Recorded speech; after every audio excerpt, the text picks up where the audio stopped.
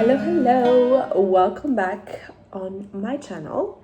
Today is all gonna be about digestion, which foods are helping me with my digestion when I'm traveling or when I am on the go, or if I cannot control, just in general not feeling bloated and heavy after meals, and what's making me feel energized and stuff. And so obviously I had a journey myself in finding what is really soothing that and what is maybe triggering some symptoms. And then again, everything is so personalized, right? So what might work for me is maybe not what works for you. I just wanted to share a few of the meals and ingredients that I have incorporated in my day-to-day in order to really improve my digestion. It really started showing after I think like 3 months of integrating these tips. I really used to have a lot of digestive problems. I would feel so much gas inside my intestinal tract. I know it's not sexy, but it is true, and I think that a lot of women especially are struggling with it and maybe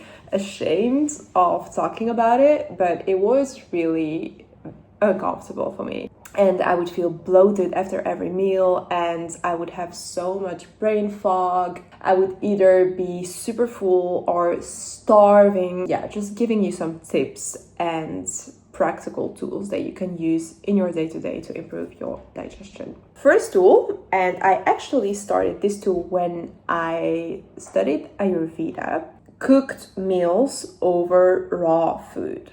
I know that some people might be super extreme in this, so they don't have any raw fruits or raw vegetables at all. I am not that extreme, guys. Like, I love just even a salad. Sometimes in the summer I still eat a few salads here and there, but overall I'd say 90% of my food, besides my breakfast, I have to admit that, but otherwise my dinner and my lunch is nearly always cooked. My body is actually able to absorb the nutrients way more when the fruits, vegetables are cooked. I just remember how I used to eat so much raw carrots, and my skin started turning orange nearly because of all the carrots I was eating. And also I would feel not really full and not really satisfied, but I couldn't get any more food in, not actually giving my body the right nutrients and the right energy. And then you can eat all the raw stuff that you want, but if your body is not digesting it, it's actually just wasted nutrients. Tip number 2 is I avoid iced cold stuff. I have it here and there, so I love having an acai when I'm in Australia. It's one of my favorite foods ever, but I'm not over the top with it. I usually then pair it with something more on the side, so either a tea or a coffee afterwards, or I try at least having then lunch and dinner that would be hot to kind of counterbalance. It would be a treat. It would not be a day-to-day. If you love your iced cold lattes in the morning, maybe swap it for a regular latte. That might already help. Then, third tip, eating enough. It's really super simple, but when I started eating regularly and also feeling satisfied after my meals, it made a night and day difference. My body was actually able to relax, and it knew that it would have foods regularly throughout the day, so I would not get to the next meal starving and then having to swallow a lot of food at once, which I couldn't do. I would actually be in a deficit at the end of the day because I just couldn't catch up with the calories that I needed and that I didn't give my body. Basically slowing down your metabolism and slowing down your digestion because your body wants to hold on to the food that you're giving it.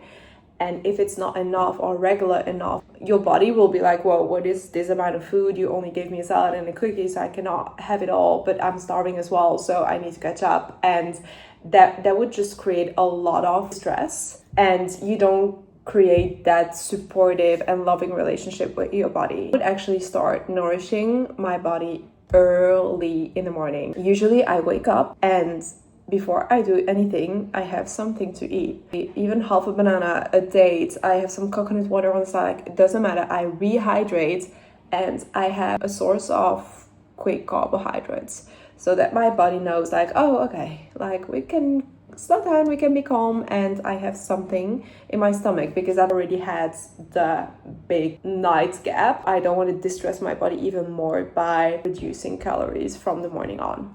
Tip number 4 is pretty common everywhere, but we don't really speak about it a lot. Eating enough fats, because we are so focused on protein right now, which is important, but it's not everything.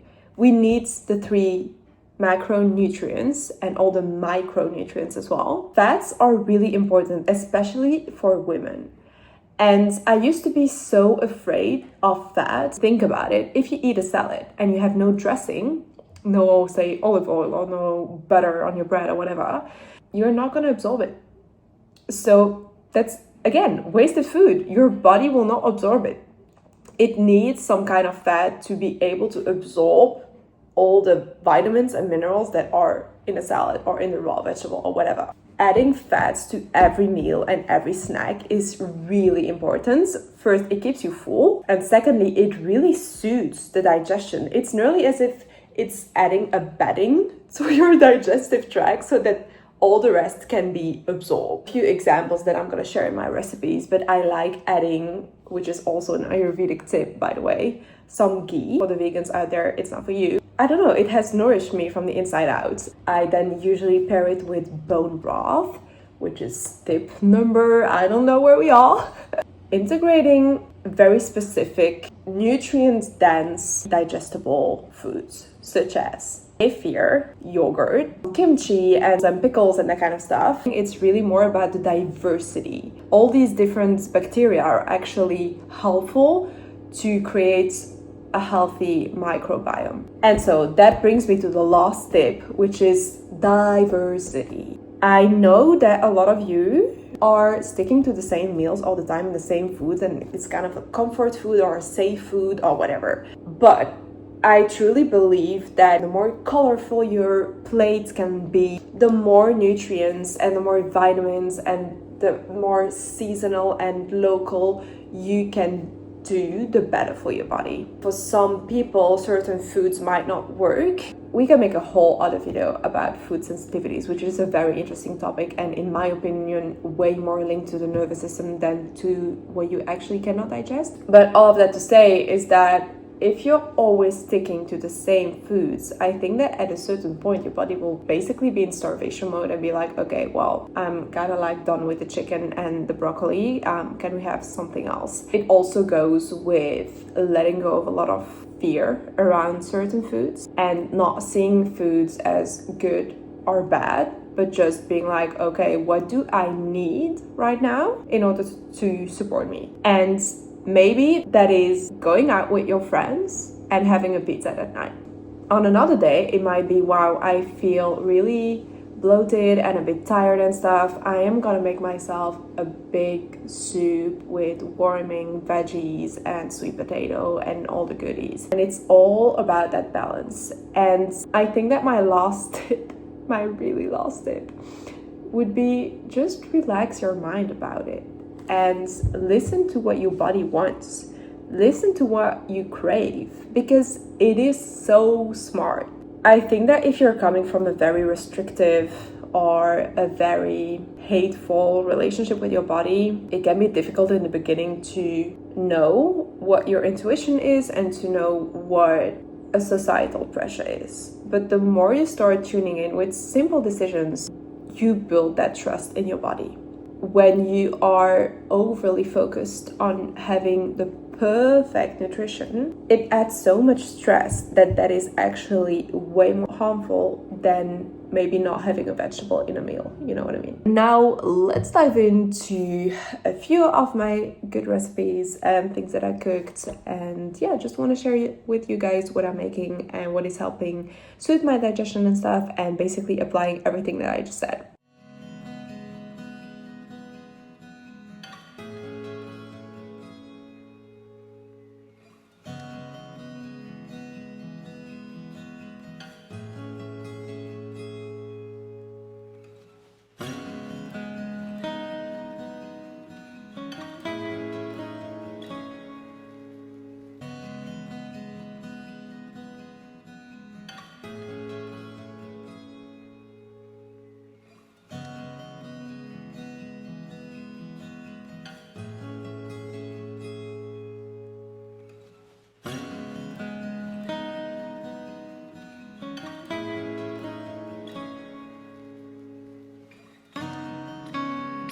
I just came from a walk. It is pretty hot and somehow I decided to make a soup because I got so inspired by a friend of mine. She made an Asian inspired chicken soup.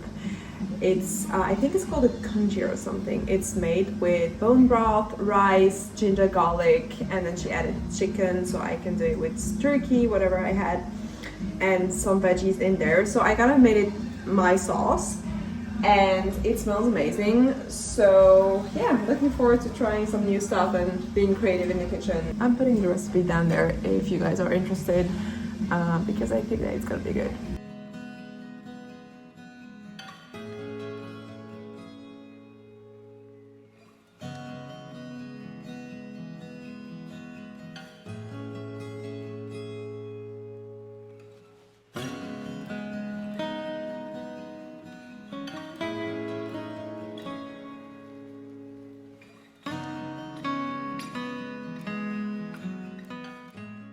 About to prepare my protein yogurt bowl. So usually what I do is I prepare it the evening or the day before, take it out in the morning and add some fruits and toppings and stuff like that, so it's still crunchy and fresh in the morning. So basically what I'm doing, I think I showed you last time, but now that I'm in Belgium, the ingredients change a little bit. So I have this protein powder, chocolatey powder, and then I'm just gonna mix it up with some Greek yogurt, some cinnamon, and then some chia seeds so that it can like swell a little bit. Then I put it in the fridge, I cover it, and in the morning I would just do all the toppings and stuff. That's a go-to meal that I have at least 3 times a week. I love having that in the morning. It's full of obviously protein, it keeps me full.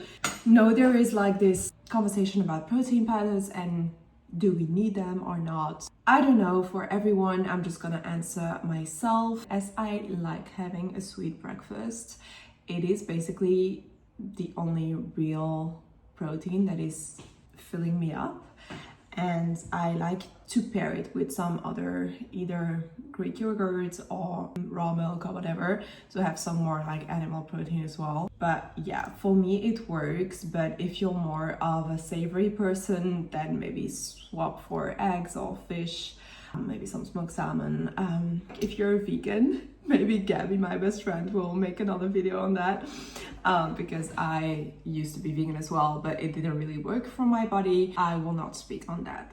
So let's make my bowl.